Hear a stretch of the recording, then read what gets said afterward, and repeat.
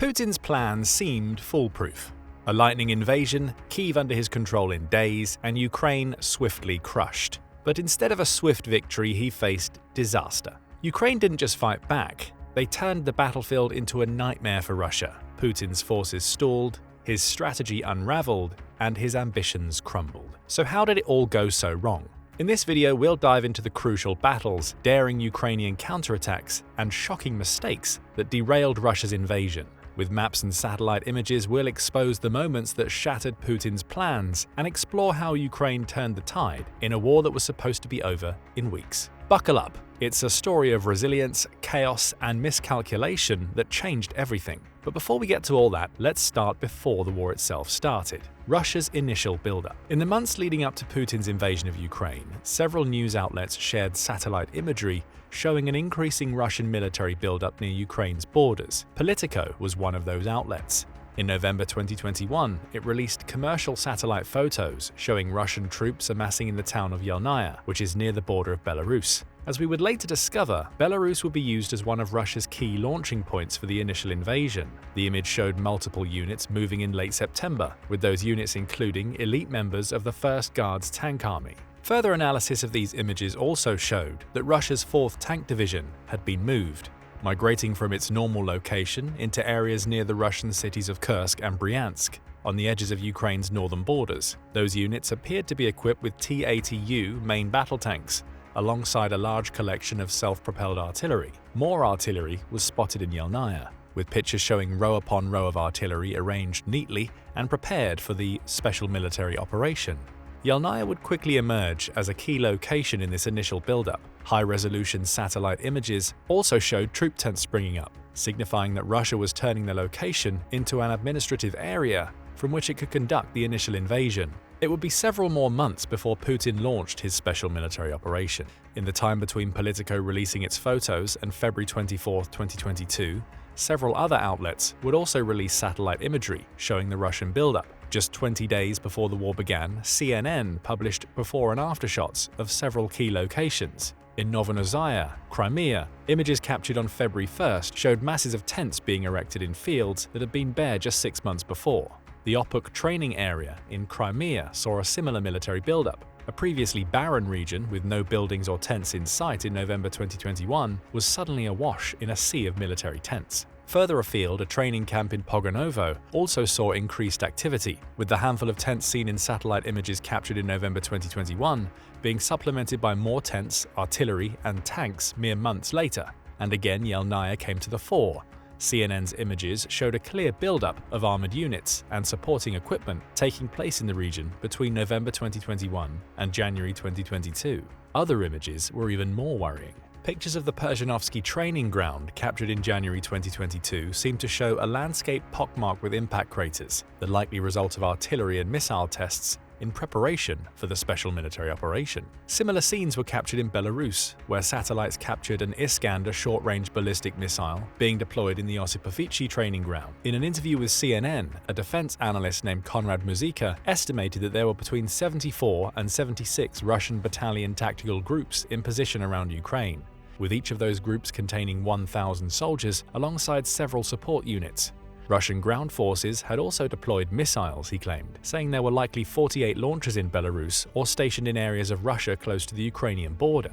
Al Jazeera also began reporting on the military buildup. Just 3 days before Putin launched his operation, it released a satellite image showing an armored battalion heading south from the Soloti military base. The images showed that most of the troops and equipment stationed there had departed by February 13, 2022, all moving to new positions along Ukraine's border to help with the coming invasion. Back to CNN, which published a map showing that Ukraine was now surrounded on 3 sides. To the north lay new units deployed to Brest, Baranovichi, Lesnovka, Yelnaya, Klimovo, and Rachista, with many of those new units coming equipped with tanks, artillery, and armored vehicles. It was a similar story to the east. New units had appeared in Postoyalia, Dvory, and Pogonovo, apparently to supplement the permanent military bases Russia had already established in Volgograd, Soloti, and Rostov-on-Don. Moving south and into Crimea, new units were also being deployed in Novorossiysk, as mentioned earlier, and Bakhchisarai. The warning signs were all there. A clear Russian plan had been forming in the months leading to the invasion. From at least November 2021 and likely before, the satellite imagery showed Russian troops moving to new locations and converting previously empty locations into administrative or storage locations. All of this was being done to surround Ukraine. With around a dozen notable troop buildups spread across the border Russia shared with Ukraine, it aimed to invade from multiple positions, allowing it to overwhelm Ukraine's initial defenses before fighting into Ukraine.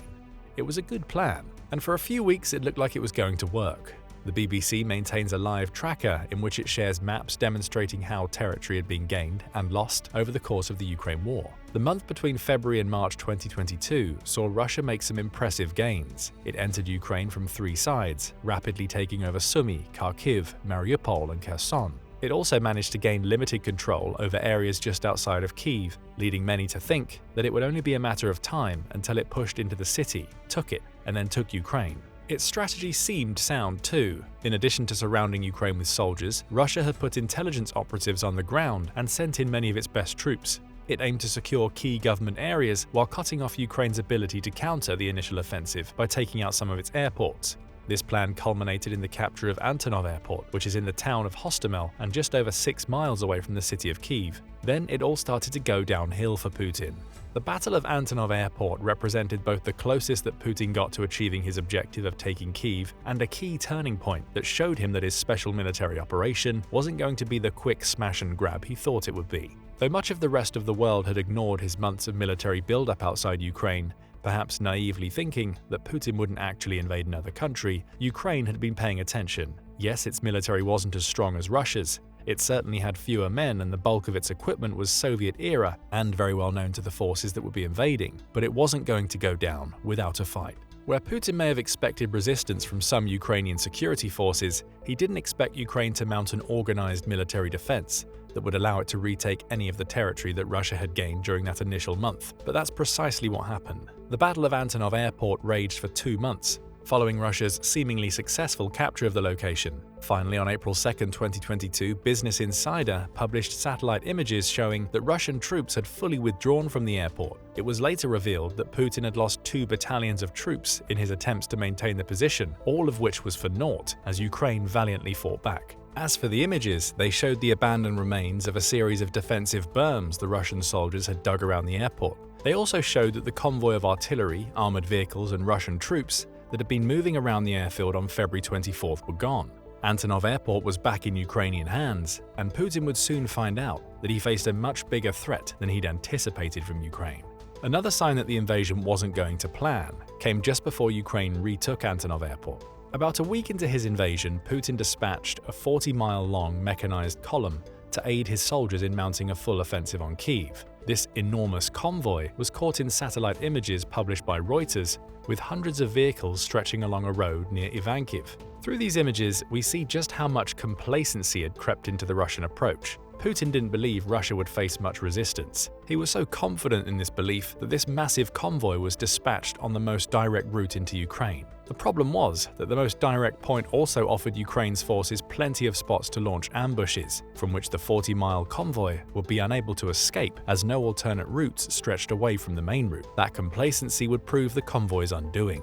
Toward the end of March 2022, The Guardian released new video footage, including satellite imagery, that demonstrated how badly Putin had miscalculated with this convoy.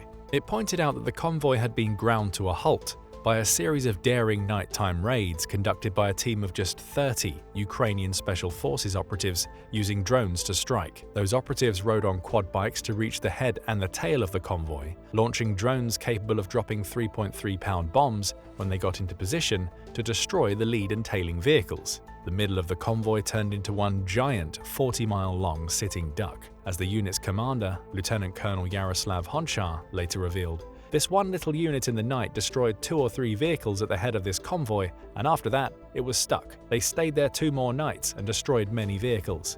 That same assault team later launched an attack on the main Russian depot supplying the convoy, leaving the Russians stuck without oil, heat, gas, or bombs, claimed Honchar. The convoy had been routed. And with it, the final nail was pounded into Putin's smash-and-grab approach. He'd lost Antonov Airport and was being repelled from Kyiv. Compounding his misery, the convoy he'd sent to complete the final push into Ukraine's capital was halted long before it got to its intended location. Putin had failed to achieve his initial military objective, so he was forced to switch focus. Russia's forces withdrew from the areas around Kyiv in the face of Ukraine's defenses. The city wouldn't be taken. So Putin came up with a new objective: focus on Ukraine's east and south, with the goal of taking as much of the country as possible from which to launch an even stronger assault on Kyiv. This strategy was already partially in place. For instance, Mariupol, which is in South Ukraine, had been under siege since the first day of the war and would eventually fall just a few months later. Still, Putin needed to build his forces in this region to follow through on his new goal. Space.com released satellite images in April of 2022 that showed even higher deployment of troops, vehicles and tents to the west of the Saloty military base in Russia. Those newly deployed troops would very soon find their way into Ukraine, launching a renewed offensive that aimed to take territory to the east and south. We fast forward to May 2022 and the Battle of Bakhmut. The city, which sits around 13 miles from Luhansk, was a clear target for Russia's forces once the front lines of the war were established following the failure of Russia's initial attempts to take Kyiv. It lies in the Donbass region, a vast tract of industrial land, with Putin's new goal seeming to be to cut off Ukraine's access to its own industry to hamper its war effort. The Battle of Bakhmut raged throughout the summer of 2022, with satellite imagery showing the sheer scale of the devastation wrought on the city. Pictures published by Radio Free Europe, RFE, show an overview of the city on May 8, 2022, compared to what it looked like around a year later, with the latter pictures showing the results of Russia's constant bombardment. Plumes of smoke are seen emanating into the sky, with the burnt-out husks of buildings visible even via satellite imagery. RFE also offers zoomed-in shots of School No. 12 and several apartment buildings in Bakhmut on May 8th. By May 15, 2023, those buildings along with the plant life that surrounded them are completely destroyed, showing a smoking wreckage of a once thriving city. Other images show the Bakhmut theater lying in ruins, another victim of Russia's shelling and bombing campaigns, along with the destroyed remains of university buildings and a radio tower that used to be in the city.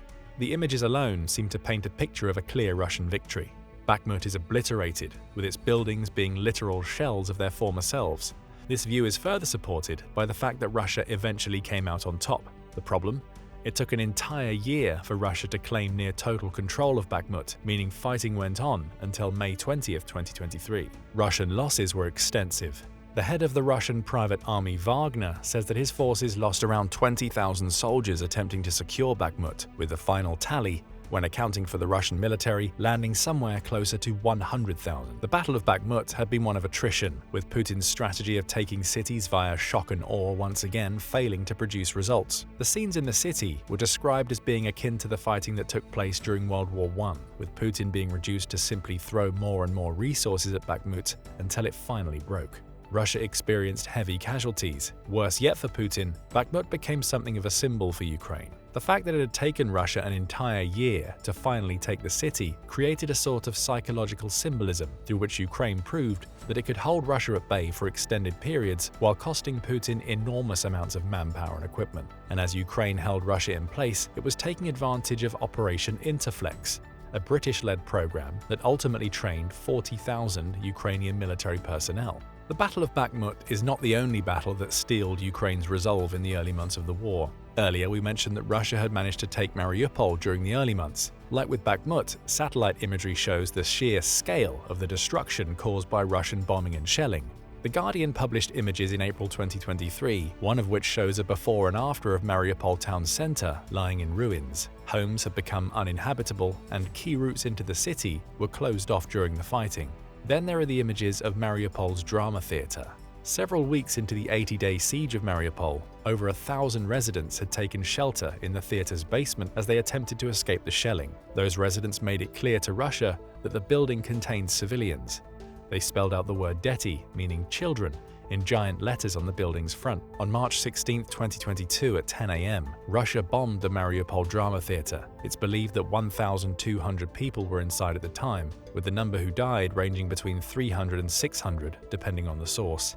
Amnesty International said that the bombing was a clear war crime, with Russia seemingly not caring. It demolished the building's remains in December 2022. Again, The Guardian reveals satellite images of the theater. In 2021, it lay at the heart of Mariupol.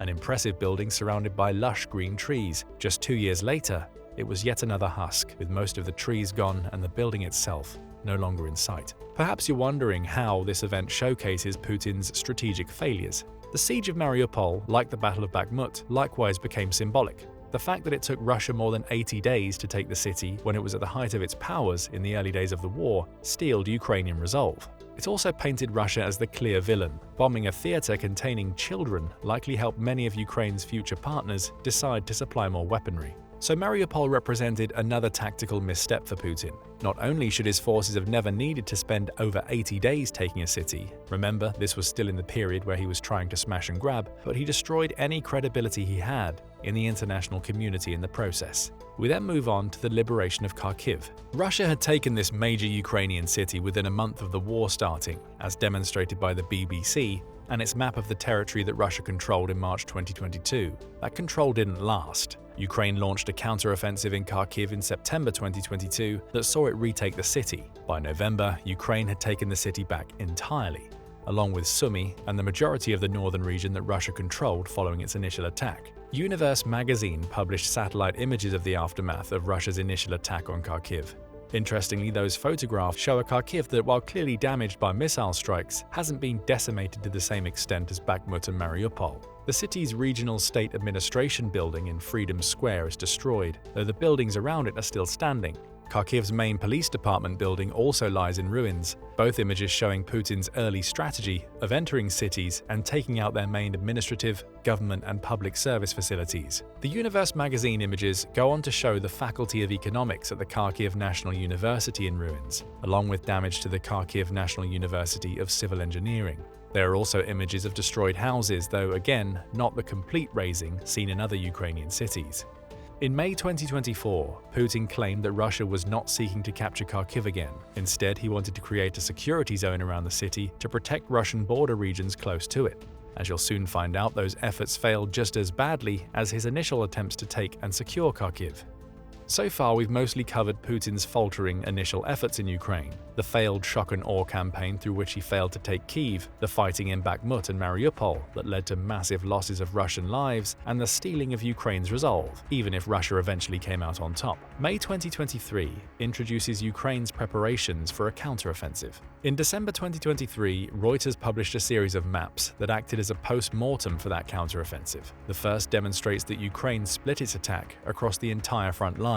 A portion of Ukrainian troops attempted to retake Bakhmut, with another portion heading toward Mariupol. However, the main offensive was via the south and into Berdyansk, with the goal being to sever the connection between Crimea and the Russian mainland. This splitting represented a tactical error on Ukraine's part. But worse yet for Ukraine was the fact that its plans were highly publicized, which gave Russia all the time it needed to start building defenses. Satellite images published by the BBC in May 2023 show that these defenses started going up as early as March 2023. One image of Crimea's west coast shows the building of a bunker, dragon's teeth blocks of concrete lining the beach, and a trench network reminiscent of World War I.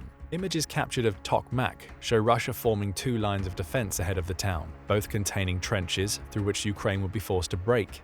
Artillery positions, more dragon's teeth, and an anti-tank ditch are seen in other satellite images, such as those on the E105 highway and images from Mariupol. Giving Russia time to form those defenses would ultimately prove costly to Ukraine. Coming back to the Reuters maps, it's clear that the Ukrainian counteroffensive, which lasted for around 6 months, was unsuccessful. The final map from the article shows that Ukraine only managed to advance around 4.6 miles during the offensive, with further gains being made impossible by Russia's layered fortification lines, landmines, and drone surveillance. For the first time in the Ukraine war, Putin had a tactical victory he could claim. Ukraine had been repelled, and Russia was able to keep its territory to the south as well as Bakhmut, while also maintaining its Crimean supply lines. Russia may have been on the back foot, a situation it never believed it would be in at the beginning of the war, but Putin's joy would be short-lived.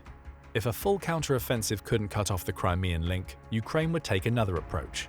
That approach would be twofold, damaging the Kerch Strait bridge that links Crimea to the Ukrainian mainland and taking out as much of Russia's dreaded Black Sea fleet as possible. In August 2023, Newsweek published satellite images showing the results of one of several attacks on the Kerch Strait bridge. The images show damage caused to part of the bridge's stretch of railway in July 2023, the result of a pair of early morning explosions that were likely caused by drone attacks. The images also show part of the bridge's structure being destroyed, as well as the shifting of one part by about 3.2 feet. Such attacks on the Kerch Bridge wouldn't put it completely out of commission. The bridge features a form of compartmentalized construction that enables destroyed parts to be rebuilt fairly quickly. However, the bridge could be made less useful through constant attacks that would force costly repairs and lead Russia to believing that using the bridge was far more effort than it was worth. That's precisely what the attacks showcased in these satellite images achieved. Russia stopped trying to use the Kerch Strait Bridge to supply troops on the front lines by May 2024. One route out of Crimea was now cut off, representing another strategic failure for Putin, given that he was relying on that annexed territory to keep his soldiers supplied. But Ukraine wasn't done. In addition to taking out the Kerch Strait Bridge, it switched its focus to Russian ships in the Black Sea, both during and following its failed counteroffensive. Satellite images started emerging, showing that Ukraine was striking Russian ships in the port of Sevastopol. Universe magazine published several in March 2024, showing the aftermath of a strike on a communications center in Crimea that month. The building is still standing, but the roof has completely collapsed. Other images show the Russian ships Yamal, Ivan Kurs, and Azov. At the time, conflicting media reports suggested they had been sunk or damaged by missile or drone strikes. The satellite images show that all still appear to be above the water, but there is clear evidence of an attack. The Ivan Kurs also appears to have sustained damage to its stern. Though inconclusive, these images show Ukraine using the approach of trying to take out Russian ships to destroy another link to Crimea, and it's worked. June 2024 saw Yahoo News publish satellite images showing that many of Russia's ships have withdrawn from their main Sevastopol base and into Feodosia and Novorossiysk. Further images from Defense One show that Russia has also built defensive buoys in the harbor at Sevastopol, likely to prevent Ukrainian drone ships from reaching its main fleet. This was yet another defensive measure into which Putin had been forced. And worse yet for Russia's leader, withdrawing ships from Sevastopol means he can't use those ships to attack Ukraine via the Black Sea. Another military objective is lost, with supplies to Putin's troops to the south dwindling, thanks to Crimea being turned into something close to a non-factor by Ukraine. Still, at least Putin could console himself with the fact that Ukraine hadn't entered Russian territory. For all his strategic failings and the thousands of men he'd lost, Russia itself wasn't under attack. That was until August 2024. On August 6, 2024, Ukraine launched a daring raid into the Kursk Oblast. The initial raid is believed to involve just 300 Ukrainian soldiers, backed by around a dozen tanks and some armored vehicles, breaking through Russian border controls to enter Kursk. Since then, Ukraine has expanded its control in Kursk, taking dozens of small villages and settlements while pouring more and more troops into the region. Satellite imagery published by NBC News highlights the extent of Putin's most recent strategic humiliation. One image shows the bridge that crosses the same river near the town of Glushkovo. That bridge would prove vital for Putin as he tries to transport soldiers into Kursk to repel the Ukrainian invaders. It's now also in tatters. A satellite image from August 17, 2024 shows a huge chunk of the bridge missing. There are also images of an oil depot near Prolatarsk that is ablaze. Regional Governor Vasily Golubov blamed the fire on falling drone debris caused by Russia shooting Ukrainian drones out of the sky in Kursk. The truth of that statement is yet to be verified, but what's clear is that the oil depot is slowly being consumed by flames. A satellite image shows huge billowing clouds of black smoke emanating from the depot. Other pictures published by NBC News show the destruction of a harbor at Kavkaz port and what appears to be burnt-out swathes of land near Marinovka Air Base. Ukraine is now believed to have advanced up to 18 miles into Kursk, as shown by this BBC map, and Putin must now face up to the consequences of his repeated failures to achieve his military objectives.